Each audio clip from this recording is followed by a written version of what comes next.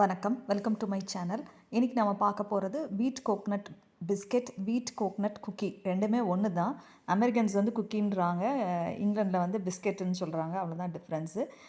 Cookies வந்து கொஞ்சம் திக்காக சாஃப்டாக இருக்கும், பிஸ்கெட் வந்து கொஞ்சம் க்ரன்ச்சியாக இருக்கும், கொஞ்சம் ஃபர்மாக இருக்கும், அவ்வளோதான். இதுக்கு தேவையான பொருட்கள் என்னென்னு பார்த்துடலாம் வாங்க. முதல்ல தேவை வனிலா. நான் வனிலா எசன்ஸ் எடுத்துருக்கிறேன், வனிலா சுகர் கூட நீங்கள் எடுத்துக்கலாம். பட்டர் தேவை, நமக்கு மெல்ட் பண்ணி வச்சுருக்கிறேன்.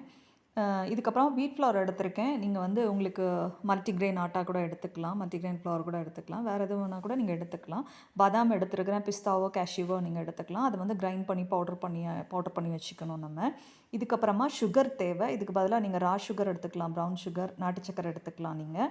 அதுக்கு சப்ஸ்டியூட்டாக எடுத்துக்கோங்க. இது டெசிகேட்டட் கோக்னட்டு. இது வந்து நான் கோக்னட்டை கிரைண்ட் பண்ணி என்னோடய மைக்ரோவேவில் ஒரு 0 ஆயில் ரெசிபி இருக்குது, அதில் நான் வச்சு ஃப்ரை பண்ணி எடுத்துருக்கிறேன். ஸோ அது சுத்தமாக தண்ணி இல்லாமல் நல்லா ட்ரை பவுடராக எனக்கு அது கிடச்சிருக்குது. அது அந்த மாதிரி தண்ணி இல்லாமல் ஈரப்பதம் இல்லாமல் எடுத்துக்கணும். 2 கப்பு இப்போ வீட் ஃப்ளவர் எடுத்துருக்கிறேன். இந்த அளவு இதே மெஷர்மெண்ட் நான் காட்டுற மாதிரியே எடுத்துக்கோங்க. கொஞ்சம் சால்ட்டு போடுறேன் நான். இதுக்கப்புறமா சுகர் வந்து 3 டேபிள் ஸ்பூன்ஸ் போடுறேன். இன்னும் ஒன்று கூட நீங்கள் போட்டுக்கலாம். இது வந்து லேஸ் இனிப்பாக இருந்து எங்களுக்கு இது போதும். 3 டேபிள் ஸ்பூன்ஸ் வந்து இந்த பாதாம் பவுடர் போடுறேன். இதுக்கு பதிலாக நீங்கள் பிஸ்தாவோ கேஷ்யூநட்டோ எதுனாலும் போட்டுக்கலாம், இல்லை எல்லாம் மிக்ஸ் பண்ணி கூட போட்டுக்கலாம் நீங்கள். இதுக்கப்புறமா நம்ம டெசிகேட்டட் கோக்னட் வந்து 5 டேபிள் ஸ்பூன்ஸ் நான் போடுறேன். ஏன்னா இது கோக்னட் குக்கியாக இருக்கிறதுனால கொஞ்சம் ஜாஸ்தியாக இருந்தால் நல்லாயிருக்கும். இப்போ எல்லாத்தையும் மிக்ஸ் பண்ணி கொடுத்துடலாம் நம்ம. மிக்ஸ் பண்ணிவிட்டு இதுக்கப்புறமா நம்ம மெல்டட் பட்டர் போடலாம். இதுக்கு பதிலாக நீங்கள் ஆயில் கூட சேர்த்துக்கலாம், மார்கரைன் சேர்த்துக்கலாம்.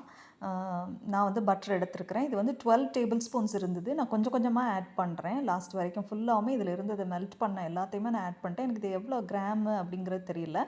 3 ட்ராப்ஸ் வந்து நான் வனிலா எசன்ஸ் விடுறேன். நீங்கள் வனிலா சுகர் ஆட் பண்ணுறதா இருந்தால் 1 டேபிள் ஸ்பூன் நீங்கள் 1 டீஸ்பூன் நீங்கள் விட்டுக்கோங்க. இது எல்லாத்தையும் நம்ம நல்லா மிக்ஸ் பண்ணி நம்ம ஒரு சப்பாத்தி டோ மாதிரி நம்ம பண்ணிடலாம். இது வந்து எனக்கு அந்த கீ வந்து காணலைன்றதுனால நான் கொஞ்சம் வந்து மில்க் ஆட் பண்ணிக்கிட்டேன். நீங்கள் மில்க் ஆட் பண்ணும்போது கொஞ்சம் பார்த்து ஆட் பண்ணுங்கள். ஏன்னா சுகர் இருக்கிறதுனால அது கொஞ்சம் பிசு கொஞ்சம் தண்ணி விட்டுட்டு வர மாதிரி வரும்.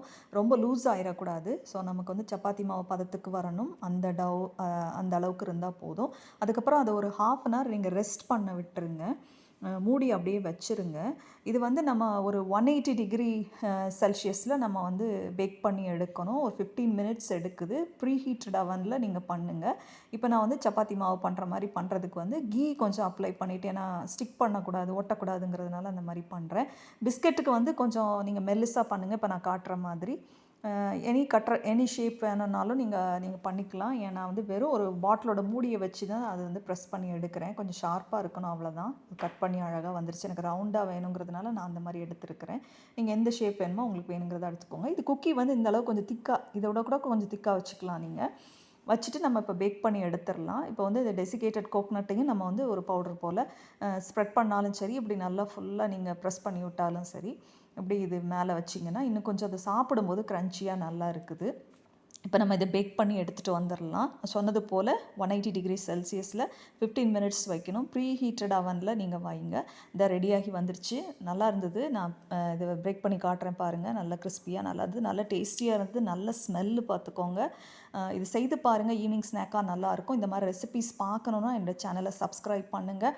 இந்த ரெசிபி பிடிச்சிருந்ததுன்னா உங்கள் ஃப்ரெண்ட்ஸ் அண்ட் ஃபேமிலிக்கு ஷேர் பண்ணுங்கள். தேங்க்யூ ஃபார் வாட்சிங், சப்ஸ்கிரைபிங் மை சேனல். மறக்காமல் பெல் ஐக்கனை டச் பண்ணுங்கள். அப்போ தான் லேட்டஸ்ட் அப்டேட்ஸ்லாம் உங்களுக்கு கிடைக்கும். Have a nice day. இன்னும் எதுவும் டீட்டெயில்ஸ் வேணும்னா டிஸ்கிரிப்ஷன் பாக்ஸை பாருங்கள்.